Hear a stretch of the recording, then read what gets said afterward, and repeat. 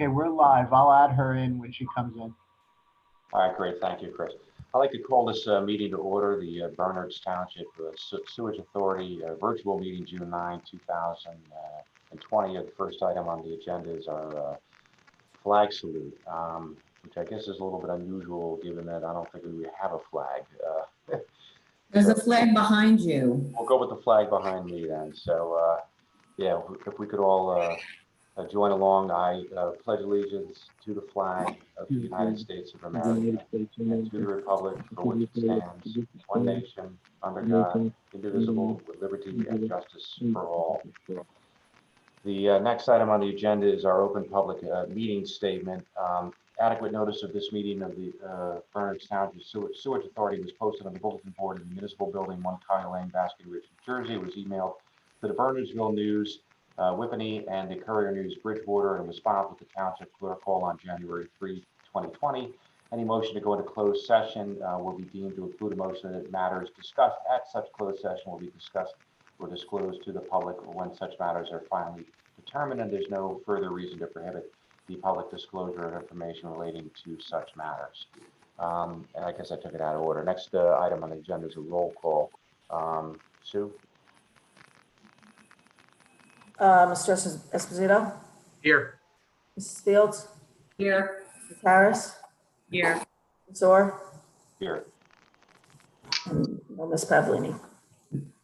All right. Is she with us? No, Okay. not yet. All right. Well, we'll note that when she joins. Next item on the agenda then, or is that her now? Might be her.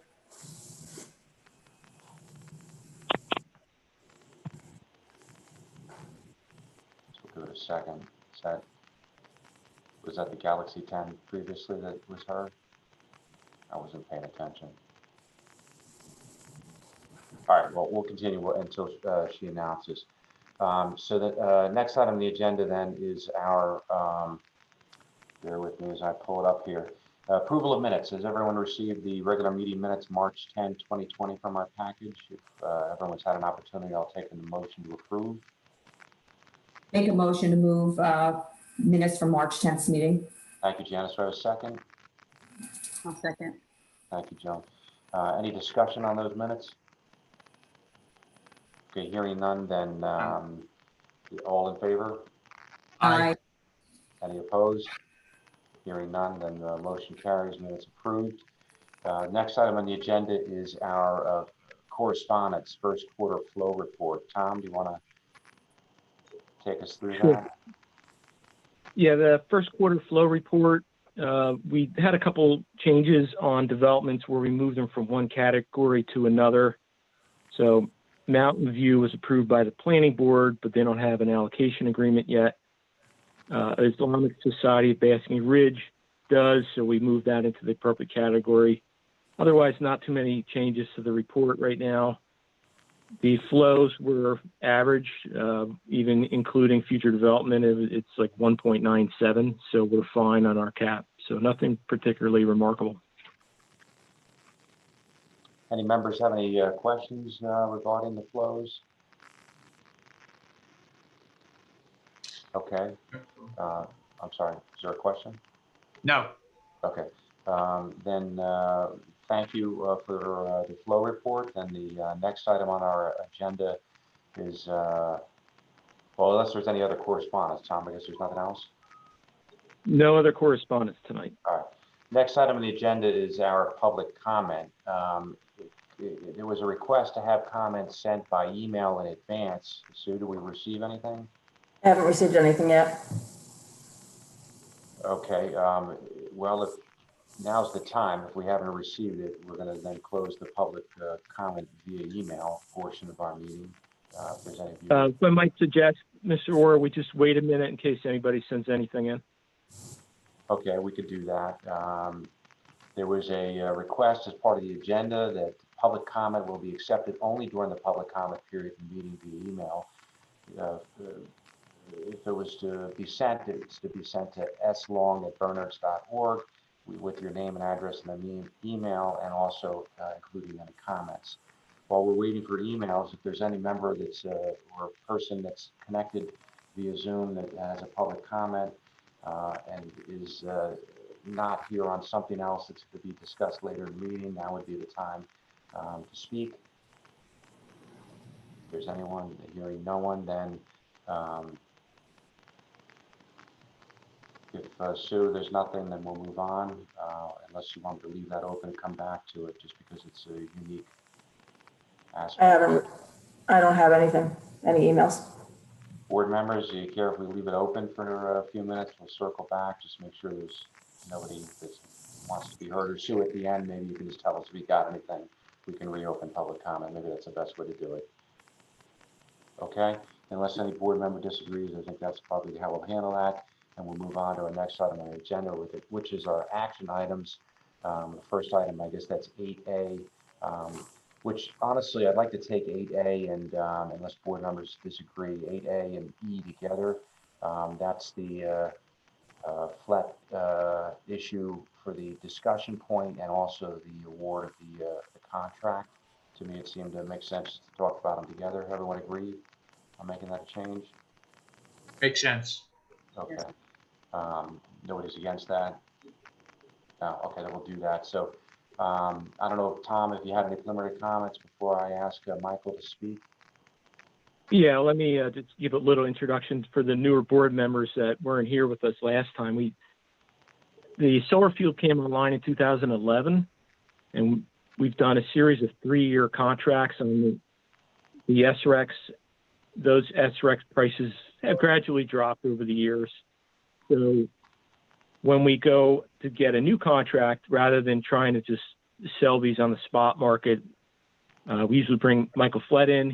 He's helped us out a lot on the last 3 contracts, and he'll give us an overview of the current state of the market, what we can expect, and what his recommendations are. Okay, I guess for the record, do we have Miss Pavlini? Can you hear? Mary cannot hear us. She said she can't get any sound at all, but she's going to sign out and then she's going to go back online and just listen. Okay, so we don't have her participating, and because she can't hear or communicate. Right. Okay.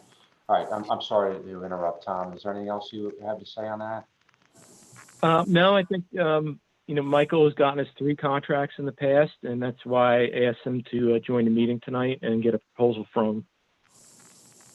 Okay. Thank you, Tom. Michael, welcome. Please, the floor is yours. We all have a copy of the presentation that was emailed to us. If you want us to look at something, just tell us. Great. Thank you. And thank you, Tom, for the invitation. I've been coming and giving presentations since 2010. And just going back with what Tom was mentioning, we did procure 3 long-term contracts since 2010. The first one was right before the SREC market crashed, and we locked it in the SRECs at $500. And I think my math on that was we saved over $1 million for the authority at that time with that contract. The second contract in 2013 locked in a 3-year at the higher end of the market at that time also. And then the last contract, actually the third contract, it was right before the law was changed in New Jersey. So in 2017, when the last time I was in front of the board, the SREC market, the development in New Jersey was so strong, it was above what the laws were requiring, and there was a lot of risk in the market that it might drop. So I suggested to lock into a contract at that point, and that was at $157. And subsequently, the legislature in New Jersey and the governor passed legislation in 2018, which saved that market and pushed it back up. So I was called in again by Tom after that legislation was passed in 2018, and I included that in the presentation tonight, just the state of affairs that in 2018 and what to expect and where we are today in how that law worked is that it really did help. The SREC market has moved up. Right now, the spot market is $225, $230. And if you look on the on page 2 at the bottom, when I gave the presentation in 2018, the SREC market, this was right after the law was passed, and the prices for 2019 were 225, but forward prices are always a little bit less. And I think what's important tonight for the board to look at is in 2018, energy year 2021, 22, and 23 were 177, 136, and $108. Now, if we fast forward to today, when we're looking at renewing this contract, those prices are 234, 217, and $204. So the authority is in a very good position right now. SREC prices are high, and I think one thing I do have to say is that when I say high, what does that mean? Energy companies have two things they can do. They can either pay a fine or buy SRECs. This fine level, which is called a solar alternative compliance payment, is for next year $248, the year after $238, and then $228. The prices that the SRECs are going for those years are about 90% of that fine. So when I say high, you could be confident that it's 90% of the potential price that it ever could be. So because the energy companies could just opt to pay a fine if those prices were higher. So the authority is in a very good position right now with pricing, and that really has to do with the law that was passed in 2018. Now, what I am suggesting, my recommendation is to lock in a 3-year contract at this time. The reason is that the demand for SRECs is a percentage of the amount of electricity used in New Jersey. And with the COVID situation, everything has been closed. Electricity demand has dropped. And so what could potentially happen, and this worries me, is that if the demand drops for, say, 6 months or just stays, maybe only 90% of where it was before, the demand is fixed in law, and all the solar in New Jersey will make more SRECs than the energy companies need, which could lead to an oversupply. So that is a major risk. And I think when you're faced with a potential of locking in at 90% of the value with that potential risk out there, that's pretty much my main thing that I wanted to bring to your attention. So your options would be this. One is to lock into a 1, 2, or 3-year contract. I recommend a 3-year contract, but you could do a 1 or a 2. Or your other option is not to lock into a contract and to sell on the spot market, which would be, say, periodically. I would recommend 2 to 3 times a year. And with that, even though we're at 90% of the level, you could earn a little bit more, but not that much. So risk reward, I would suggest to lock in a 3-year contract. And that's about what I have right now. If anybody has any questions. Let me just jump in first, and then I'll ask some board members. I mean, I'm obviously new to this. I think everyone that are on the board, except for Mary, are new to this concept. The SREC program has gone through some changes, isn't that right, Michael? It's being phased out. Is that? It is, absolutely. You're right. And just on April 30th, any new solar does not get SRECs. So the authority, their solar was put in over about a decade ago. They continue to get SRECs for another 5 years. Any new solar that comes in gets a thing called the TREC, and it does not compete with this market. So that market, the SREC market has stopped. And what they did, they stopped it at 5.1% of the electricity in New Jersey. And that the intention was to freeze the market at 5%. And then as facilities reach their 15-year or 10-year qualification, the demand schedule is modeled to go down exactly to that amount.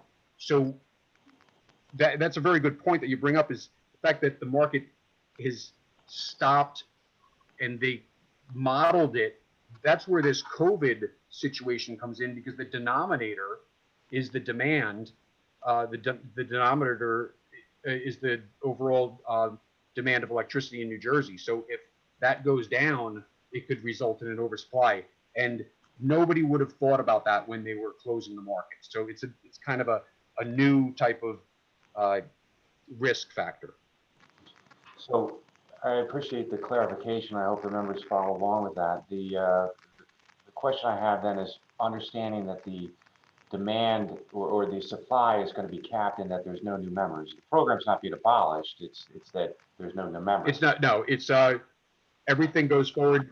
Yeah, you were installed before the fall of 18, so you get 15 years of SREX. Any facilities that went in online in the fall of 18 and later only get 10 years of SREX. So they're not abolishing it. So we're in year what then of the 15 year? You're in year 10 or 11. And Tom and I can look that up in the registration for the facility of how many years are left.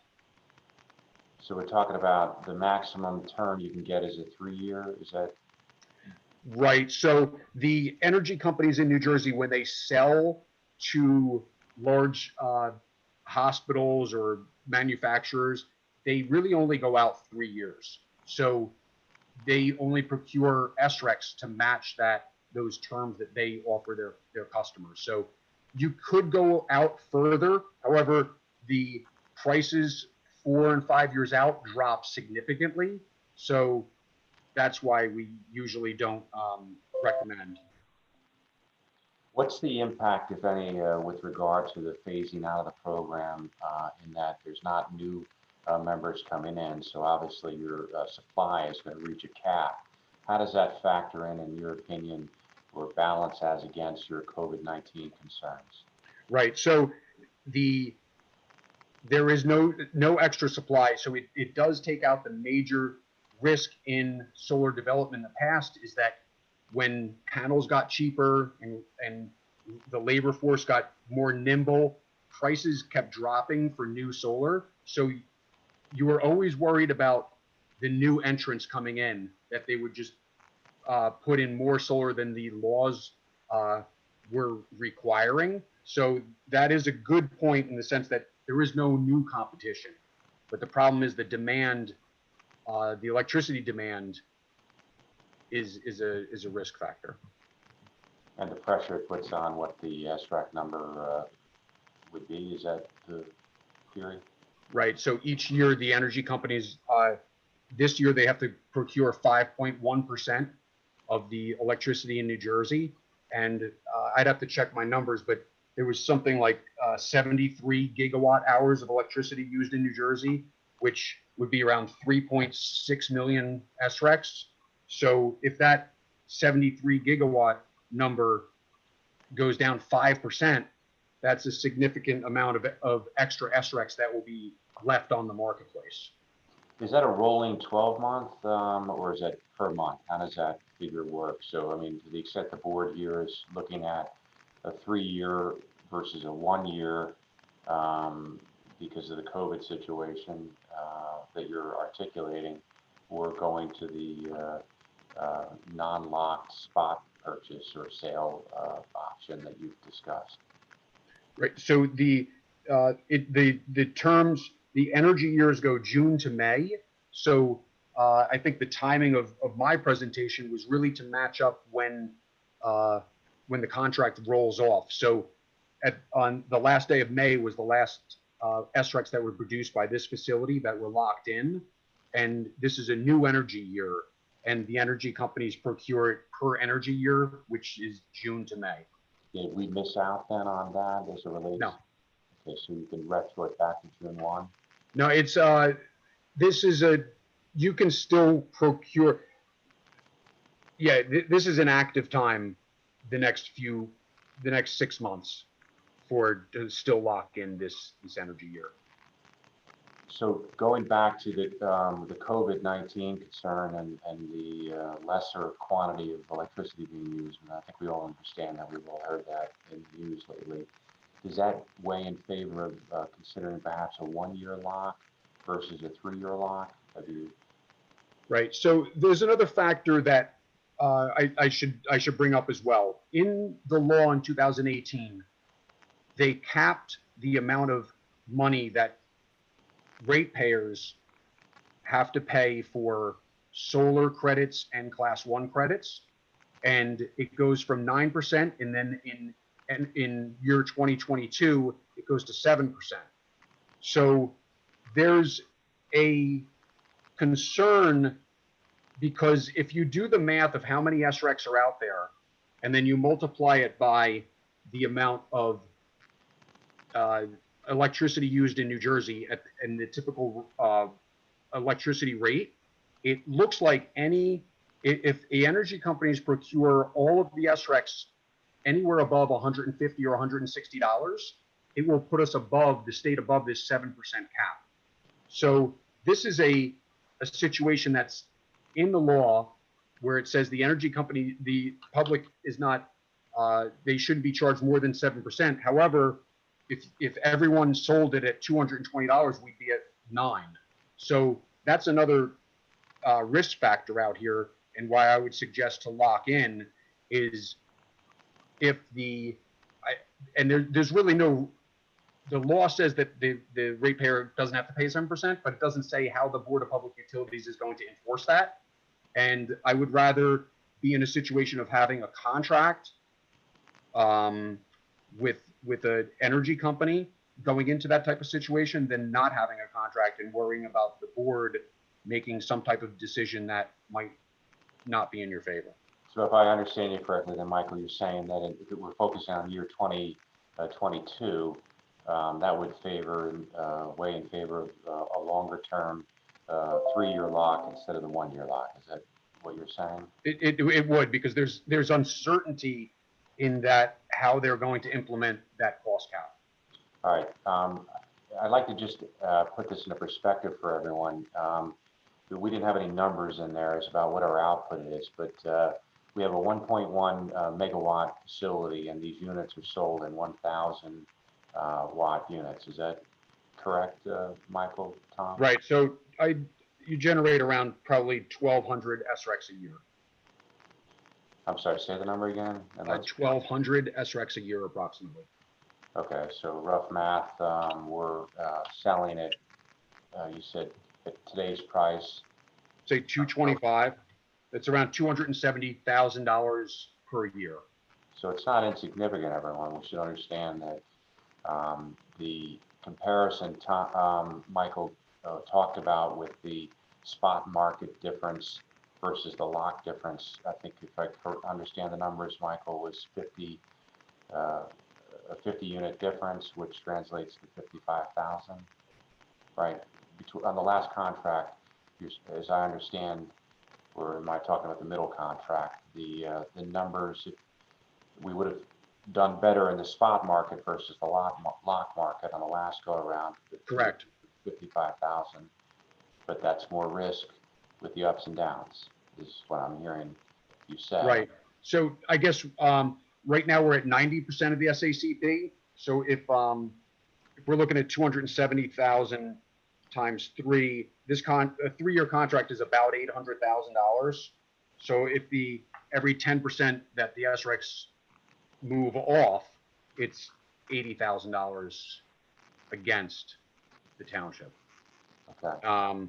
So if this contract locks in at 90% of the SACP, so you're only giving up about 80,000 of the upside, but every 10% down. So if the market dropped 30%, this would be 3.3 of 80, be around $240,000. All right, before I open it up for other members, let me just ask you another quick follow-up. We understand we can, members may have questions on this, but the mechanics of the bidding process and how quickly you get a lock. Say we vote tonight, we say let's get a 3-year. Mechanically, how does that work? What's the timeline on getting a lock? Sure. So what we do is you'd advertise, do an advertisement in the newspaper, and then we would subsequently reach out to the energy companies that buy SRECs and alert them to that the township is looking to do a sale. And you can turn this around, you know, I would say in about 2 months. Okay. Do members have any questions at all? Obviously, we've got the contract issue as well, but we'll come back to that in a minute. On the concept of the SRACs, what the decision is, which, let me just restate it, we're being asked to determine whether we want to fix the sale of these for a 3-year term or some other number, or go to this other alternatives, non-fixed, spot market. Any members have any questions of Michael or Tom on this? I'm in favor of locking for 3 years. Me too. Okay. Janice, I guess we're doing a straw poll. I have to unmute it. Oh, okay. The only question I have is, are we voting on this tonight? Because I just got this at 3 o'clock today. Yeah, I know it's, we all did get this late. If there's any way, just hearing the way we're talking about the numbers and what the impact could be, if there's any way we can move it tonight, if everyone feels comfortable, I'd like to try to do that, notwithstanding that we just got this pack tonight. That's why, if we have questions, I'd like to try to do that. It's a large contract, obviously. It's kind of like, I equate it to like a CD, where an individual may have to decide a 6-month, 1 year, 3 year, and what the variable factors are on the market. Is that a fair assessment, Michael, as to what we're talking about? Right, and I guess I should also say, so what you'll be doing is voting on entering into a 3-year contract. However, you'll solicit bids from different energy companies, and then you'll have to make a decision looking at each one of those energy companies, the bids that they bring in. So you will have a chance to look at those prices. I'm just giving a range of prices that come in. However, from what I understand, you would be voting on a specific contract with a specific price within a month or 2 from now. So you'll have a lot of time to ask me questions between now and then, bring up anything at all. Tom, you want to concur on that? So we're not wed to locking in on the 3-year. We could pull the plug, I'm gathering from what I'm hearing from Michael, when the bids come back. Is that correct, Tom? Yes. What's on the agenda tonight was just Michael giving us a state of the market, and Resolution 2043 is just to award Michael a contract to go ahead and put this out to bid, essentially. Come back to us with the information, and then we would have to do another resolution at a future meeting to actually enter into a contract like we've done in the past. So the contract that just finished was with PSE&G. So that would be at a future meeting where we would actually have a vote on whether or not to accept their bid. Tonight, it's just hiring Michael to go ahead with the bid. Mary has a comment. She said she votes to move forward tonight. It's a process. Okay, so I understand it's a process. So, I'm new, and I just, if it's, my issue is this, and maybe I'm wrong, so you can stand this. So we're voting on this tonight, and we had to read through all the material. We got it at 3 o'clock. Is that normal procedure? Was there any way we could have gotten this earlier to review? So the material that Michael forwarded to me and we sent around to all the board members is just the presentation you were going to hear tonight anyway, verbally. So the way the process has worked in the past is we would enter into contract with Michael to go out and seek prices, seek bids and offers from these companies. That process doesn't happen that quickly. At the next meeting, we would probably not be ready to enter into a contract. Would be an opportunity to bring Michael back to the next meeting and discuss it some more if you had some more questions and see how things were going. We can set the bid schedule. That's up to the authority and working, if we hire Michael tonight, to work with him to set that schedule. So it's not, hiring him tonight does not commit the authority in any way to any particular price on the SREX. It's really just getting the process started. We're really just beginning the process. Okay. Do any other members have any questions, or if not? Just sort of maybe clarifying and following up a little bit on what Janice has asked, right? So we have, if I look at the SREX as a crop that we're growing, we definitely want to sell it, right? We're not just going to let it die on the vine. So my question though is hiring Michael, I mean, do we have to competitively bid that contract, or is it or how does that process work, Tom? So by hiring Michael, he's going to put that out on his exchange and take and get competitive bidding and get us the best price he can get for us. Right, but he's not doing it. I mean, he may like us a lot, but he's not doing it just because he likes us, right? He's earning a fee or commission or whatever you want to call it for doing it. So does that have to be competitively bid, that aspect of it? No, this is, it's being done as an extraordinary unspecifiable contract as opposed to a regular professional services contract, because professional services and public purchasing regulations don't address brokers and solar and energy. They only really talk about lawyers and architects and engineers and accountants. So we don't need to competitively bid Michael's contract. Another point, I guess, on Michael's contract, if you can correct me if I'm wrong, is that it's a percent of the ultimate sale, which hasn't happened yet, and that would be resolved at some future date. Is that the correct assessment of that? That's correct. Right. So the contract is done as a not to exceed amount. Whatever the final contract that we enter into with the power company, that will establish what his final payment actually is, what his commission, if you want to view it as a commission, is. And Tom, having the experience here, you're comfortable that his commission is market. It's not. Yes, it's right. You could go to 100 different security brokers and pay different prices for the purchase of security. So it's just not, Right. So yeah, you could shop around, but this is the same contract that we've awarded to him 3 times prior. This will be the 4th time.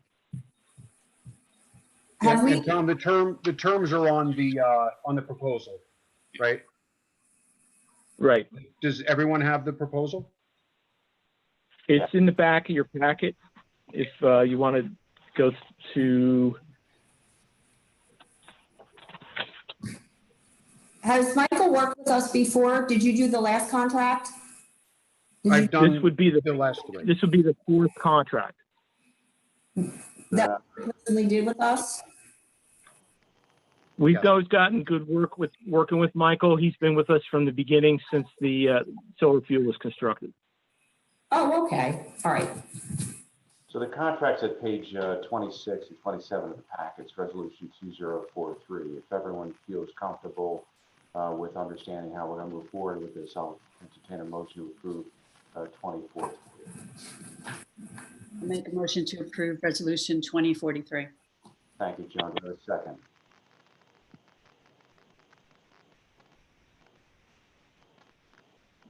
No second? I guess Mary's done. I'm the only one left. I have something for Mary. Michael has provided us great advice and gotten us great prices forever. I endorse him. Yes. She seconds. All right, so we have motion made by Joan and seconded by Mary to approve 2043. Any further discussion? I just want to say, if we would, we're hesitant to making a decision. We get a proposal because we got it late, but it really helped to know to know that he's been with us. I didn't know that from the beginning, and that we worked with him before, and that he's been with us all along on the process. So you feel more comfortable. It's not like, I don't know who hires him. Obviously, it's not us. So if Tom picked him and hired him, we don't know that he's just somebody new now that's going to do this for us. We So, are hiring, Janice, so the prior sewage authority members, Tom has said, has voted on other occasions, 3 other occasions, to hire him for this purpose. oh, okay, so he's been vetted. What was nice to know, he's been vetted before, so I'm comfortable with that. Yeah, so Not just long. to explain what we did, back in 2010, before I began with the authority, I was assisting Pete Messina, who was the administrator at the time. We met with several brokers and interviewed them. And out of those meetings, that's why we hired Michael Flett. Okay. All right, any further comment by members? Just looking at the resolution, again, at the resolution, I think when we hire any, contractor for the town, I think it's our obligation to ask that question, right? If we hire an attorney, we hire an engineer, is that attorney or is that engineer charging us a market rate, right? Sometimes, saying that we've done this 3 times before might be a negative, right? Because you get very comfortable and when we're not competitively bidding. But I trust Tom, and so I'm comfortable. But I think it's fair for us to ask these questions about what. I fully agree, and I think that it's important for us to understand not only what we're doing, but why we're doing it. Yep. We did have a lengthy discussion on this topic, so I thank everyone for their patience in muddling through this with me and all of us here. So unless there's nothing further, I'm going to ask for a roll call. Anything further from anyone? No. Nothing? Okay, so let's take a roll call. I don't know how we're going to handle this, Sue, with Mary. You'll be her proxy, I guess. Well, she'll just text me. Mr. Esposito? Yes. Ms. Fields? Yes. Ms. Harris? Yes. Mr. Orr? Yes. Ms. Pavolini? Yes. Okay, so thank you very much. The resolution passes. Michael, you can stick around or drop out. Thank you very much, and we look forward to hearing back from you. Absolutely. Thank you very much for your time. The next Thank you. item on our agenda. Did we close public comment? No, Sue, we were waiting to see if there was anything further that came in. I did get an email from Todd Ellenstein, Riverside Drive.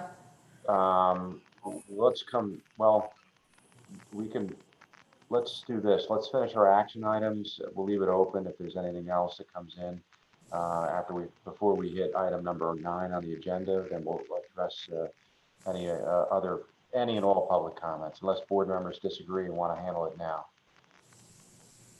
I guess the only concern I have is if the comment is with respect to the resolutions, right? Should we hear what they are before? No, it's about rushing the public comment. Okay. But I guess he doesn't realize that public comment is still open. So we'll leave it open. Okay. So I think it was a prudent decision on our part to keep it open because it is a unique way of handling it. So that said, let's move on to item 8B. Thank you, Sue. That's resolution 2040, award the East Oak Force Main to Arnold Construction for the 369,550. Tom, why don't you walk us through that? We've had an opportunity to look at the spreadsheet, certainly, and I think that probably is telling. I had a question on that, but why don't you walk us through it first? Sure. So the East Oak Force Main, this is actually the 3rd time it's been bid. We bid it May of 19. We didn't receive any bids. We bid it in January of 2020. We received a bad bid. The bidder used the wrong bid form somehow. So this is the 3rd bid. This bid checks out. It's a good bid. The references check out. It's in line with the estimate. It's a couple grand less than the estimate, and Suburban Consulting has recommended the award of this contract. All right. I just had a quick question. It seemed that the price was a little bit off on one of the line items, the number 8, the 10-inch main, I think. And the question is? Well, I thought it was that one. I'm misreading it. So I'm sorry. The screen is quite small. You had come in, or maybe it was number 7. You came in at 5,000 and they have it 3 times the rate. I mean, it just leapt off the page at me.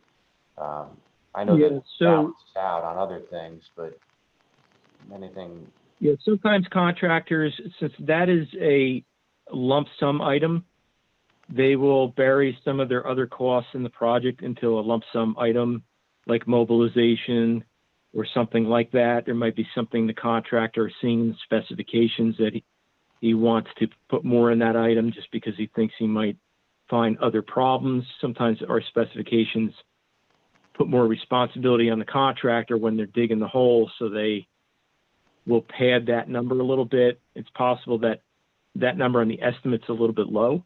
We didn't really have the benefit of getting numbers from past bids to tweak it.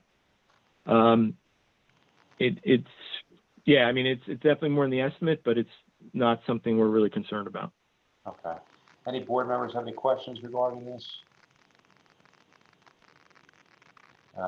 Sue, anything from Mary? I'm assuming No. she did, okay. Then if there's no further discussion, then I'm going to ask for a motion to approve resolution 2040. So moved. Thank you, Joe. Do I have a second? Second. Thank you, Janice. Do we have any further discussion on that? Hearing and seeing none, then Sue, roll call. Mr. Esposito, Yes. Ms. Fields, Yes. Ms. Harris, Yes. Mr. Orr, Yes? Ms. Pavlini. Yes. Okay, great. Thank you. Next on the agenda is 8C, Resolution 2041, the budget transfer plant switchgear project. Tom, can you take us through that? Yeah, so the switchgear project is electrical components that control the generators at the plant. We have a double redundant generator system at the plant. We have a total of 1,500 kilowatts of generation power in case we lose power at the street. And as dumb as this is going to sound, we actually lost power one time because a goose flew into the electric lines and blew up a transformer. And then the generators get gone. So this equipment turns the generators on automatically. Otherwise, we'd have to wait, say on a Saturday night, for an operator to drive to the plant and turn them on manually. So this equipment is very old. It's 30 years old, and we've bid this 3 times also. We bid it in July of 19, August of 19. We awarded a contract, and that was to Bellier Company, and they wouldn't sign the contract. And then in November or December, we rescinded that award because they wouldn't sign it. And there were some problems with their bid submittal and their numbers. This bid is much higher than we would hope. It's significantly higher, but we're at a point where after multiple bids and no successful contracts that we need to award this and get this equipment fixed. So this resolution 2041 moves money into it because we did not budget that amount originally. And I had only budgeted $60,000 for this project, which was somewhat low, but at $154,000, it's a lot higher. Mott McDonald did review the proposal. They did recommend awarding this. The company does have good references. We haven't worked with them before, but everything checks out in the bid. And we need to go ahead with this so that the budget transfer resolution puts the money in place so we can do the 2042 and actually award the job. Okay, any members have any questions? I have just one quick one with regard to the integration of our system that we're talking about, trying to make sure that we're computer connected. Do these controls have compatibility with the system that we're talking about? From an integration standpoint? No, these got to think of them as very large physical, like circuit breakers, which isn't the best description. They're not computer equipment, so they're not part of the SCADA system. There's an actual electrical cabinet that's big enough that you can walk into. It's the size of a shed. And there's these very large electrical components. So it's not part of the SCADA system. The SCADA system will know if the generators have kicked on or off, but it doesn't control it. Okay. Any other members have any follow-up based upon what I've asked? Okay, hearing and seeing none, then I'll take a motion to approve resolution 2041.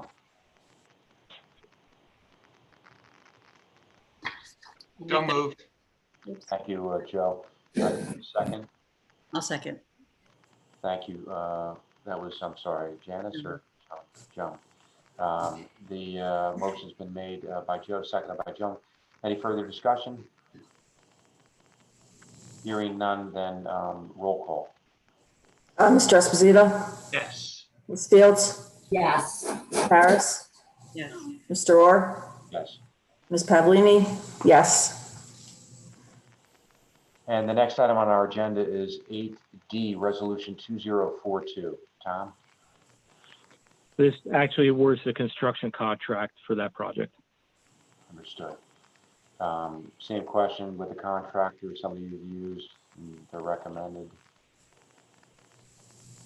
We haven't used them, but the reference is checked out. Okay. Are they recommended by Mott?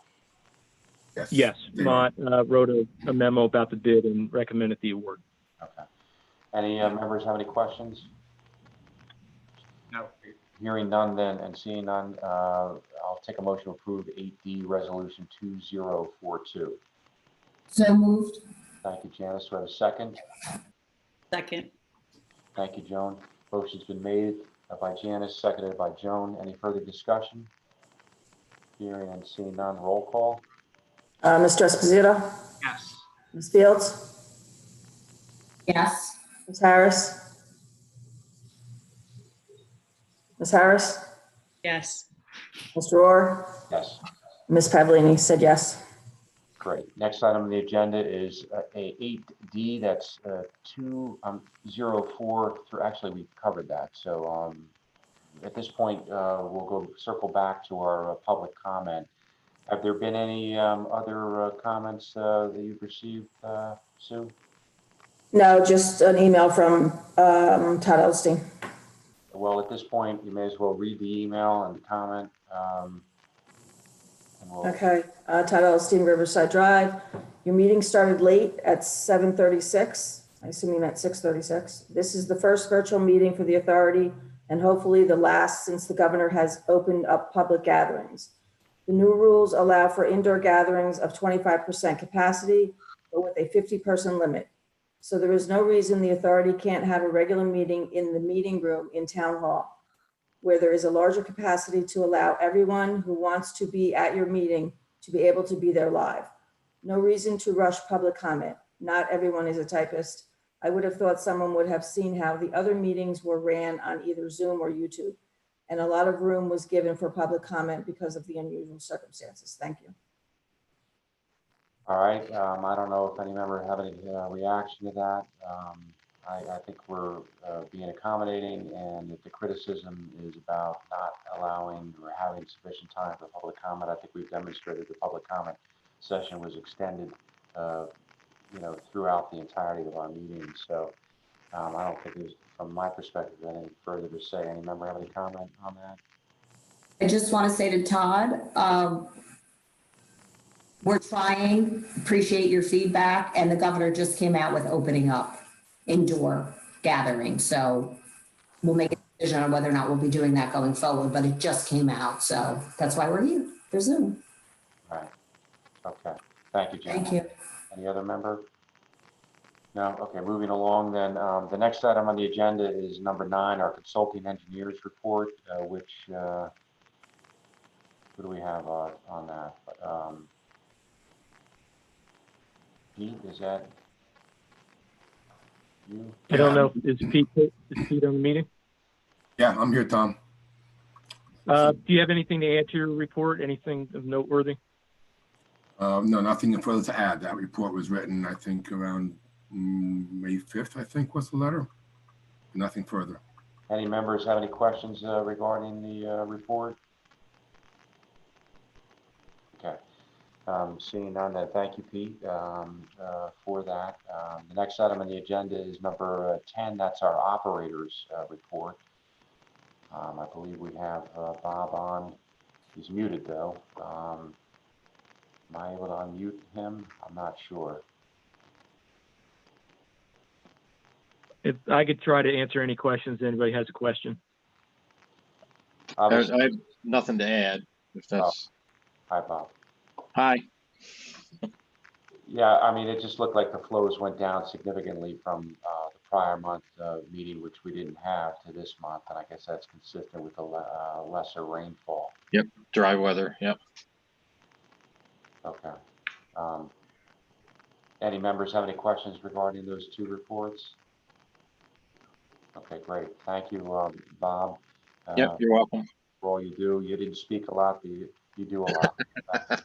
Thank you. The next item on our agenda is our bill list. That's item 11 and resolution 2044. That list, I know, I apologize, it got the members late at the beginning of the meeting. I hope everyone had an opportunity to review it. And given that we have had a cancellation because of COVID-19 and now we're under the video, I'd like to see if we can't move that resolution, if members feel comfortable with that tonight. Do any members have, Tom, are there any issues that we should be aware of with regard to items you want to point out on the bill list? There's one item on there for approximately $1,700. I don't remember the company name. And what that was for was we had a P-OSHA inspection. And despite our facility not really changing much in decades, the inspector cited us for not having a second handrail on a set of stairs. And we had to pay a contractor to come in and weld up a new custom handrail at a cost of $1,700 to satisfy the inspector. I just had another client with something like that. Was it the 4 riser issue, 3-tread 4 riser, less than 4 feet that triggered it? It probably was. I don't remember the details, but it was incredibly overreached on the part of the inspector. Right. Yeah, absolutely. All right. Thanks for bringing that to our attention. Revenues are down in the state. I'm sorry, Joe? Revenues are down in the state. They got to make their money somewhere. That's our federal government, OSHA, but same thing. Yeah, so any other items anyone has a question about? If hearing and seeing none, then I'm going to ask that we move the resolution 2044. Do I have a motion to approve? Move. Thank you, Joe. Do I have a second? Second. Thank you, Janice. Any further discussion on the bill list 2044? And seeing none, roll call, Sue? Mr. Esposito, Yes. Ms. Fields, Yes. Ms. Harris, Yes. Mr. Orr, Yes. Ms. Pavlini said yes. All right, thank you. That brings us to our member comment section on our agenda. Do any members have any comments? None tonight. I'm sorry? None tonight. Okay, then hearing and seeing none, any staff comments? Yeah, I just want to point out that Nancy Wellab had a baby girl, I think about, Pete, was it a week ago? Pete, you're muted. We can't hear you. Want to hear you. You have to unmute yourself, Peter. We'll just have to. Yeah, Nancy gave birth on May 28th to a baby girl. She was small. I think she's still in the hospital. The baby hasn't been released from the hospital yet. But Nancy and baby are doing fine, to my knowledge. Well, Pete, if you could extend congratulations on behalf of our entire authority, we'd love you to do that. Will do. Thank you. Any other further staff comment? Okay, I'll just conclude by saying thank you everyone for participating in this video format. It's been trying for all of us, and I understand, Todd, it's been difficult as a member of the public as well. Hang in there. Hopefully our next meeting will be live in person back in the conference room behind me. There's nothing further. I'll take a motion to adjourn. I just want to say thanks to the staff and thanks, Sue. Appreciate all that you're doing. You're welcome. Thank you. Thank you. Very much. Thank you. Motion to adjourn. So moved. All in favor? Aye. All right. Second. Thank you, everyone. Have a great night. Be safe. Thank you. Bye. Be Bye-bye. safe.